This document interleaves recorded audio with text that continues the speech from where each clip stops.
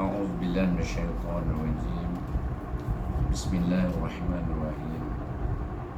السلام عليكم ورحمة الله وبركاته. الحمد لله رب العالمين والصلاة والسلام على أشرف الأنبياء والمرسلين Sayyidina Muhammad wa ala alihi wa sahbihi ajma'in.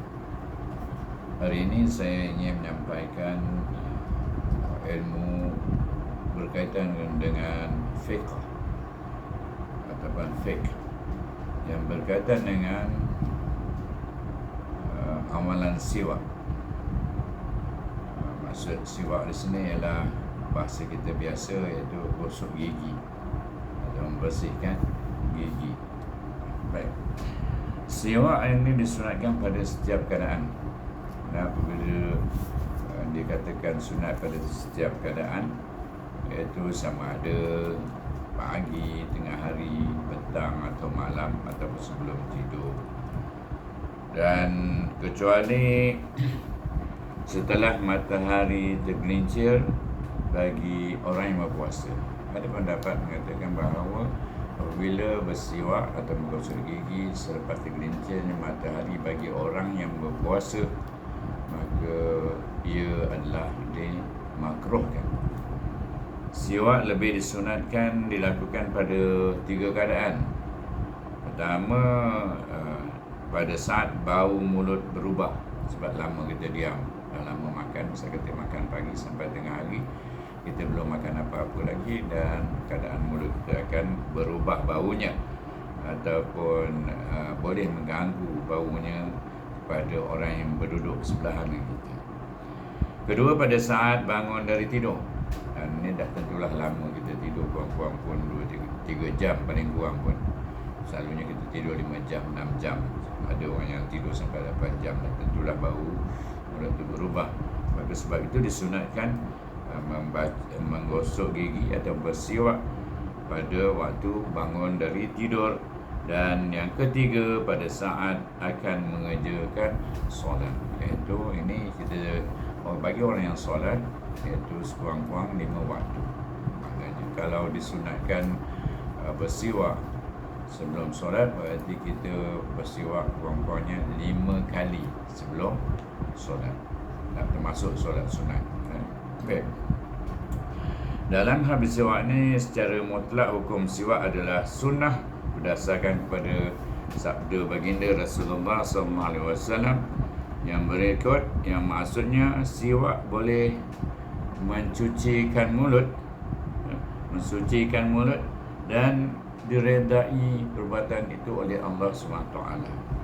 Ini adalah hadis yang sahih yang diriwayatkan oleh Ibnu Khuzaimah, Ibnu Hibban, Al-Baihaqi dan An-Nasa'i dengan sanad yang sahih.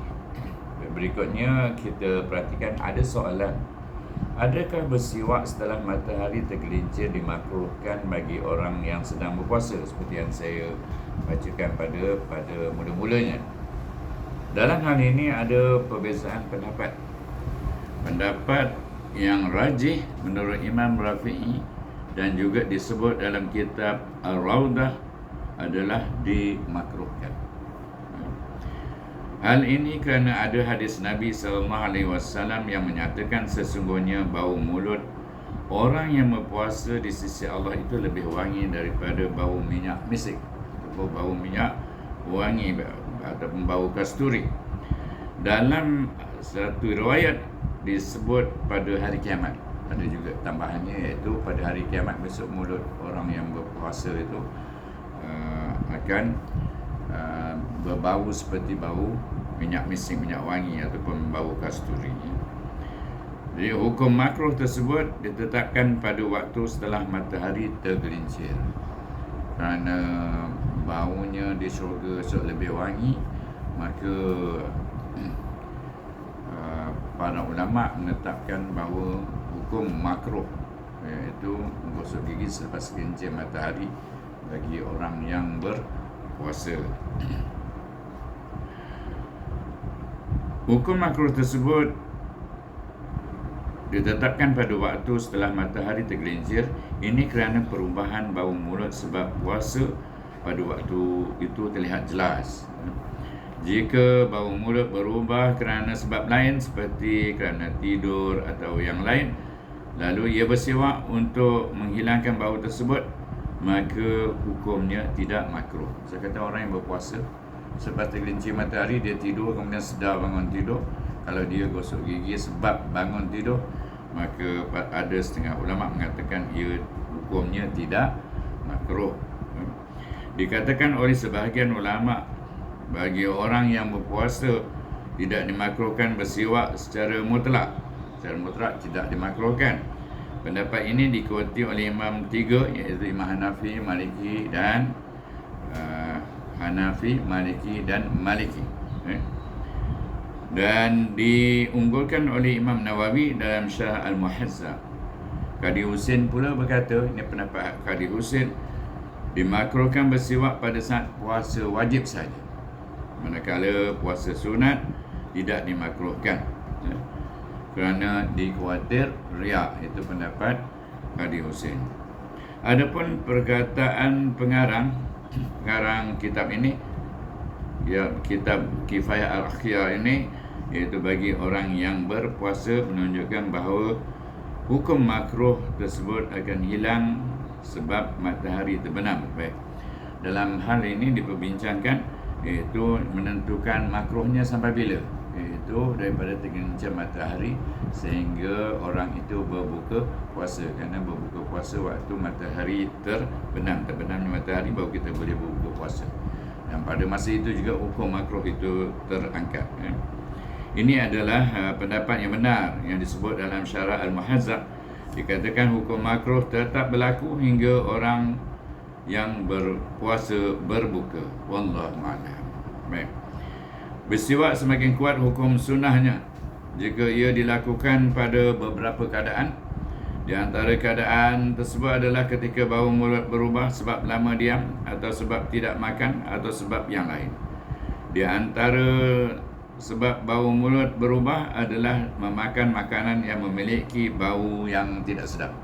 Contohnya memakan bawang merah mentah, bawang putih yang mentah, dan yang lain-lain seperti petai. Di Malaysia ni kuat makan petai, jadi baunya kuat. Di antara keadaan di mana bersiwak memiliki hukum sunnah yang lebih dikukuhkan adalah ketika bangun dari tidur. Itu sebab kita bangun dari tidur, kita sentiasa gosok gigi. Jangan kita tak gosok gigi. Hal ini sebagaimana sabda Rasulullah SAW. Sesungguhnya ketika Rasulullah SAW bangun dari tidur, baginda bersiwak. Dalam riwayat yang lain disebut baginda membersihkan mulutnya dengan siwak. Ini adalah riwayat Bukhari dan Muslim. Hukum sunnah bersiwak lebih dikukuhkan pada saat bangun dari tidur, kerana orang yang tidur akan meninggalkan makan dan ia juga akan diam dalam waktu yang lama. Padahal kedua hal tersebut menyebabkan bau mulut berubah. Itu bau busuk lah. Dia kata cakap Melayunya bau busuk. Di antara keadaan di mana bersiwak memiliki hukum sunnah yang lebih dikukuhkan adalah ketika akan mengerjakan solat. Ini lebih kuat lagi sunnahnya. Hal ini berdasarkan hadis baginda sallallahu alaihi wasallam, iaitu maksudnya, seandainya aku tidak khawatir memberatkan umatku, nescaya aku akan memerintahkan mereka untuk bersiwak setiap akan mengerjakan solat. Jadi Nabi juga tidak memberatkan kita. Kalau nak gosok gigi setiap waktu nak solat aja, kita nak gosok gigi. Saya kata semayang sunat duha, ada berapa rakaat kita buat lebih daripada 2 rakaat. Misalnya kata kita buat 4 rakaat ataupun 8 rakaat, mana 8 kali kita nak bersugi sebelum solat, kan? Jadi Nabi tak nak beratkan sampai macam tu. Telah diriwayatkan daripada Aisyah dari baginda Nabi SAW, baginda bersabda, 2 rakaat yang dilakukan dengan bersiwak lebih utama daripada 70 rakaat yang dilakukan dengan tanpa bersiwak. Ini pula kelebihannya apabila kita bersiwak sebelum kita solat. Solat kita itu darjatnya 70 rakaat. daripada orang yang solat tidak bersiwak ataupun tidak gosok gigi. Jadi berapa besarnya, berapa ruginya kalau kita tidak bersiwak. Kita solat, kita tidak bersiwak, nak dibandingkan dengan orang yang bersiwak sebelum dia solat, iaitu bezanya sampai 70 kali ganda. Kesunatan bersiwak menjadi lebih dikukuhkan ketika akan mengerjakan solat, sama ada bau mulut berubah ataupun tidak. Dia tak kira sama ada mulut berubah atau tidak. Apabila kita bersugi ataupun bersiwak ataupun cakap Melayunya gosok gigi sebelum solat, maka dia adalah sunnah yang sangat kukuh. Dan tidak ada perbezaan antara solat fardu dan solat sunat, meskipun solat yang dikerjakan adalah solat yang memiliki banyak salam, seperti solat duha, solat tarawih dan solat tahajud. Orang yang mengerjakan solat-solat tersebut tetap disunatkan bersiwak pada setiap 2 rakaat yang akan dikerjakannya. Berapa banyak tu kalau sembahyang tarawih 20 rakaat, maknanya 10 kali kita bersiwak sebelum kita mengerjakannya. Begitu juga disunatkan bersiwak kerana akan mengerjakan solat jenazah dan solat 2 rakaat tawaf, dan tidak ada perbezaan antara solat yang dikerjakan dengan wuduk atau dengan bertayamum atau ketika tidak bersuci. Maksud solat tidak bersuci ni, solat menghormati waktu. Misalnya kita solat dalam kapal terbang, kita dalam keadaan berhadas kecil, ya, jadi kita tidak kita solat tetapi kita tidak berwuduk, tidak bersuci. Jadi itu pun juga disunatkan bersiwak dulu. Bersiwak juga disunatkan ketika mahu mengambil air wuduk. Iaitu kita nak ambil wuduk, kita siwak dulu, meskipun tidak akan mengerjakan solat. Hal ini kerana ada hadis sahih riwayat Al-Bukhari di atas. Bersiwak juga disunatkan ketika akan membaca Al-Quran dan ketika gigi berwarna kuning, walaupun tak ada bau tapi ada nampak warna yang kodoh pada gigi kita, meskipun bau mulut tidak berubah, kita kena gosok gigi.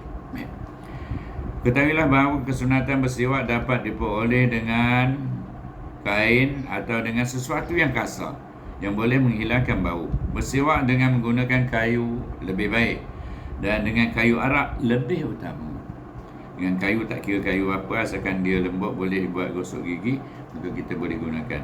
Yang paling utama adalah bersiwak dengan menggunakan kayu arak, dengan itu maknanya lebih utama, yang basah.